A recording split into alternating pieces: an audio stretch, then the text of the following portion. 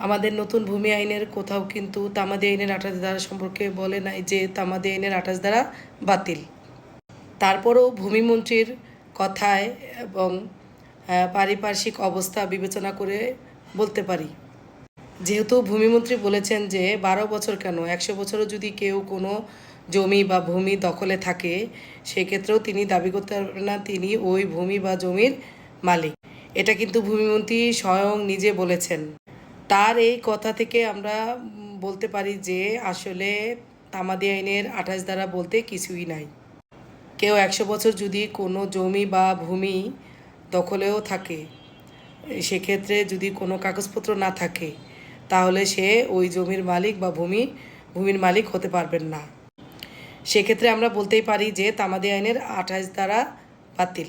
যদিও তামাদি আইনের ২৮ ধারা বাতিলটা কাগজে কলমে